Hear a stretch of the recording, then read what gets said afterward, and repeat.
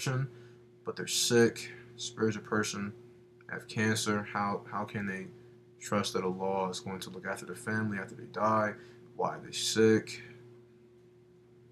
Um, well, first let's deal first with the sick portion. You know, Allah puts on different people different types of tests.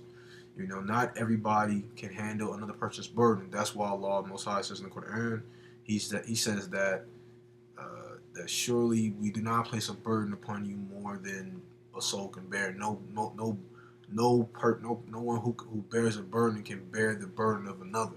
You know, so there might be a burden that you could bear I couldn't bear, and it might be a burden that I could bear that you couldn't bear. You know, that's just simple. You know that's basic human existence. You know, there are some things that a person can tolerate, whether it be physically, mentally, or spiritually, economically, socially, that others cannot. You know, some people can't take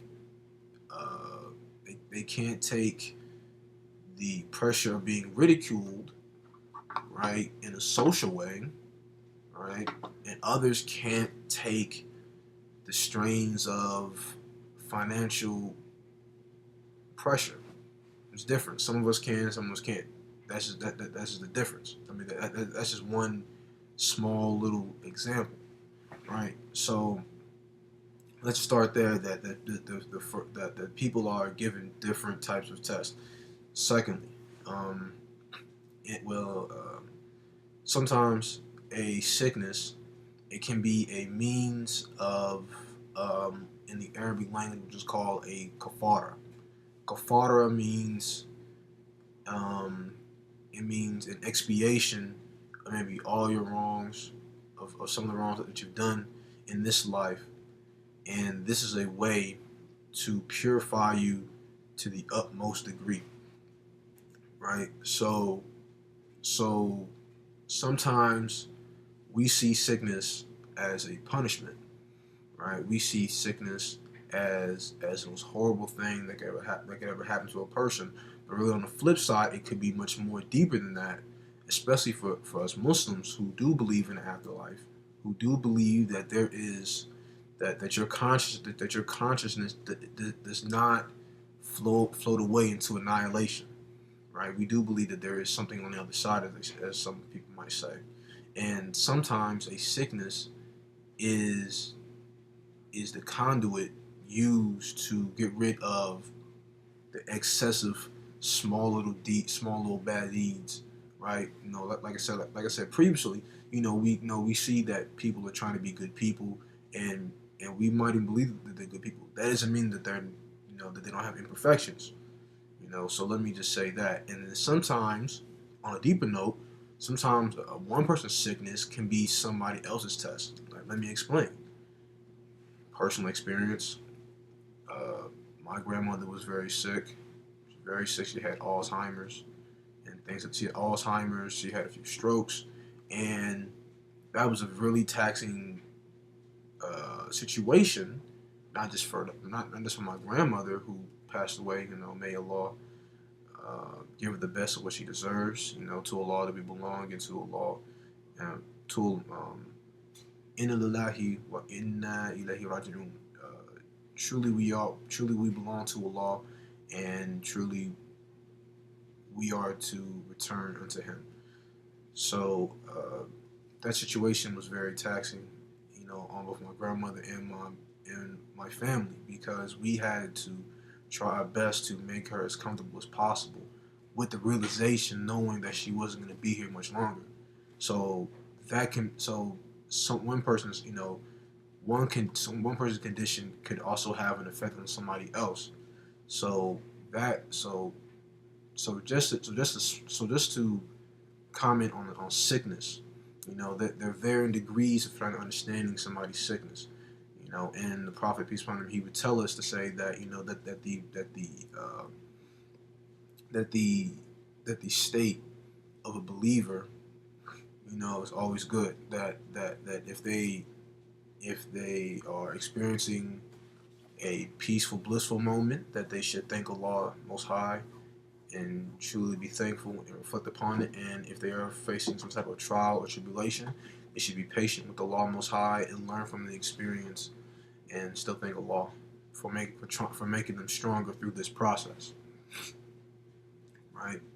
So the next portion is this person feel guilty that made themselves sick due to life's habits. Well, we talked about that earlier. That the sickness could be a way of expiation of past mistakes. They didn't do a good job keeping themselves, remembering a good person had the kind of soul all his life, her life. How does this person trust that everything will be all right even if they die?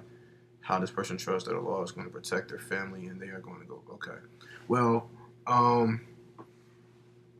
if a person is dying and they have to have iman, they must have trust. As a matter of fact, the word iman in the Arabic language, it does mean faith, but it also comes from the Arabic term which means to have trust, right? So to have faith is the trust in the law that He will provide for, that He will provide, in all facets of life.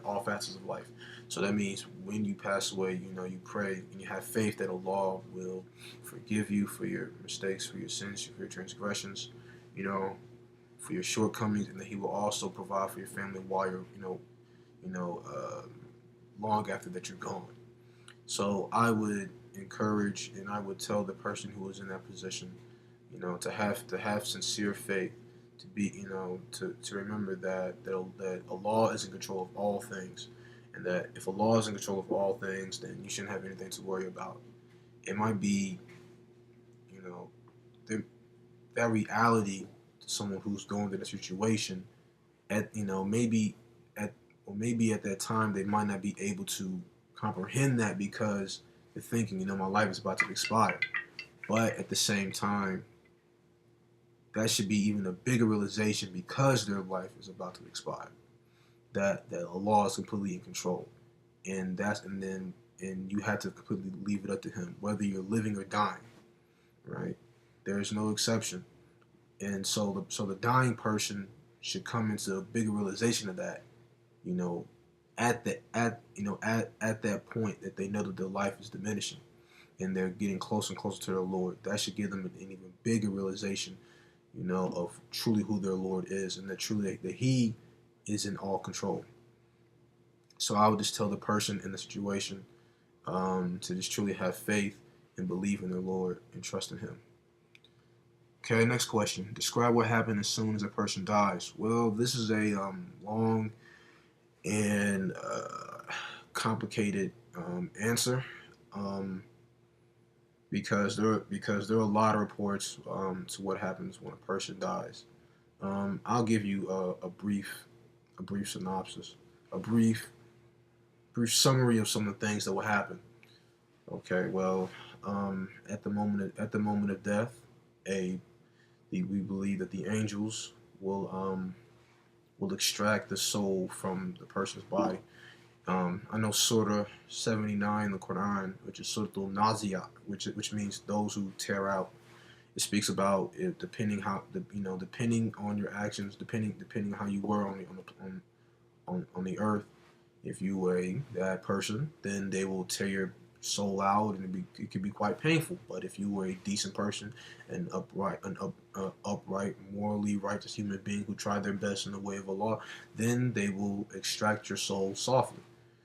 And then of course we know about the janazah, and people pray over your body.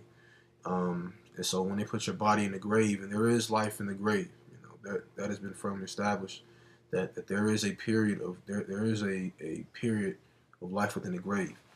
In the Arabic, in the Islamic tradition, we call this the barzakh.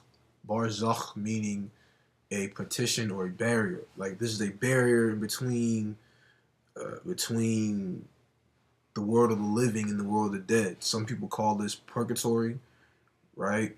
But in this space